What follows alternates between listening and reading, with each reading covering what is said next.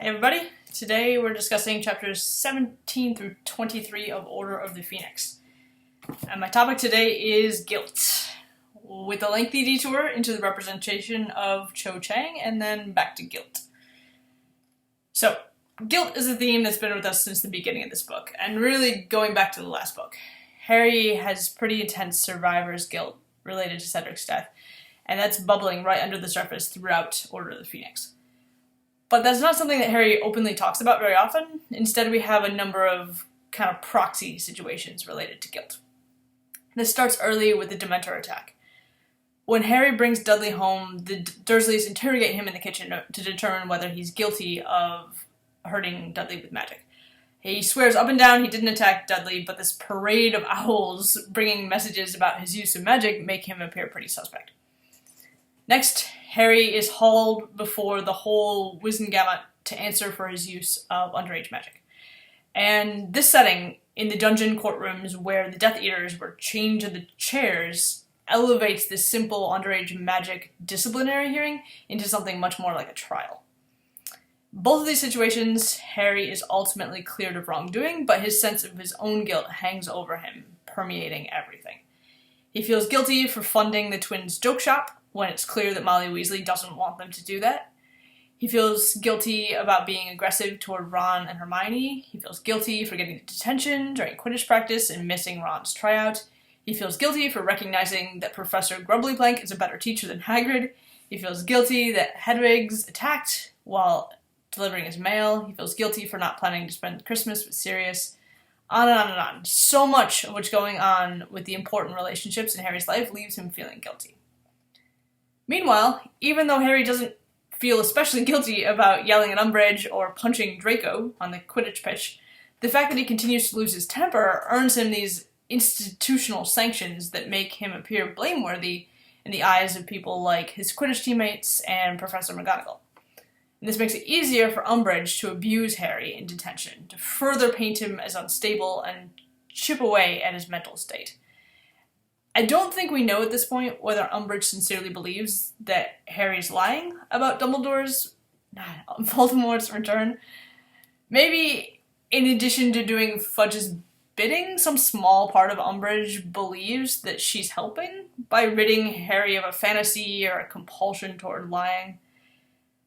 That's the most generous reading I can offer of Umbridge, and I'm not sure it's very plausible. Regardless, her methods are twisted and cruel. But I think it's likely that Umbridge recognizes that Harry feels guilty for something, even if she's got the wrong thing. In the book, we don't get that creepy line from the movie where Umbridge says, "Deep down, you know that you deserve to be punished, don't you, Mr. Potter?"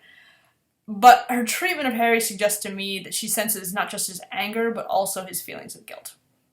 And as several of you pointed out in class on Tuesday, this may be one piece of the complicated explanation for why Harry doesn't go to Dumbledore or another adult about what Umbridge is doing to him in detention. Harry's sense of guilt about Cedric's death also underlies all of his interactions with Cho. When Hermione explains Cho's feelings to Harry, and side note, this is the second consecutive book in which Hermione has had to explain another character's feelings to Harry. She's always doing so much emotional labor for Ron and Harry. I'm concerned they might actually be becoming less emotionally intelligent over time. And then Hermione makes this crack about how Ron has the emotional range of a teacup, and later Harry lies in bed thinking about how Hogwarts should teach him how girls' brains work. And it's all really gendered and cliche and a little just cringy. Okay, and side note, when Hermione explains Cho's feelings to Harry, she tells him that one of the things that Cho might be feeling is guilty, thinking that it's some kind of insult to Cedric's memory that she's kissing Harry. And this guilt is one of the many tangled up emotions that Cho is probably feeling, and Harry feels intimidated by this tangle. But if Hermione were to do a similar run-through of Harry's emotions in relationship to Cho, guilt would certainly be on that list too.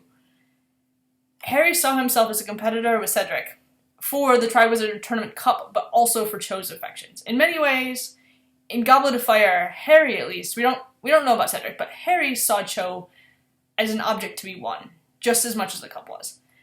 And this trope of women as objects for male consumption or pleasure, or to allow male characters to show their valor, is a familiar one, and it's one we've seen in this series before. I'm thinking about Ginny in the Chamber of Secrets, or Fleur and Gabrielle in the second task of the Triwizard Tournament. And the objectification of female characters, especially when they're romantic interests, is something we're all pretty aware of at this point, but I think it's important here. The fact is that the text gives us very little detail about Cho. She's pretty, she's smart, she's a good athlete, she's kind, she's sad. Her name tells us that she's Asian. That's pretty much it. Compare this to another secondary character, even a secondary female character like Luna or Tonks. We get way more detail about each of them. We just met them in this book, and already we know quite a bit about their families, their backgrounds, their beliefs, their interests, their flaws and struggles. They each have particular ways of speaking and moving their bodies. Their appearances are described using specific and memorable details. Luna and Tonks are individuals. They are subjects. Cho is an object, a two-dimensional character. She's a pretty Asian girl in Ravenclaw. Even her name tells us that she's not a truly fleshed-out character. As many readers have pointed out, in a series with such imaginative and meaningful names as Remus Lupin and Bellatrix Lestrange, Cho Chang is given 2 Korean last names. And that's really the only signal that she's Asian or might have an immigrant family or backstory. Only subjects get families or backstories. Instead, Cho gets cringy Asian stereotypes. She's book-smart. She's pretty and sweet. She's defined by the men in her life, especially the white boy, who's now gone, leaving her an emotional wreck. The most sustained attention that the text pays to the potential complexities of Cho's internal life is Hermione's explanation of her feelings. So that's Cho's feelings mediated through the white author, the white narrator, and the white explainer of Cho's feelings. Why does all of this whiteness matter? Because Hermione's explanation continues the trend of lazy literary tropes around Asian women by defining Cho and her emotions almost exclusively through her relationship with these 2 celebrated white boys, Cedric and Harry. But Hermione's not wrong. This is unfortunately Cho's function in the text, to be Harry and Cedric's love interest. As I said, in Goblet of Fire, Harry and Cedric were competing for the cup and for Cho, both of them objects to be won. But Cedric died, and Harry is the only competitor left in that contest. At the end of Goblet of Fire, Fudge hands Harry his winnings, the 1,000 galleons for winning the tournament. And Harry doesn't want the money. He doesn't feel that he deserved it. It's another reminder of what happened. Being rewarded for surviving when Cedric didn't just compounds his feelings of guilt. Being rewarded with Cho's affections also triggers those feelings of guilt.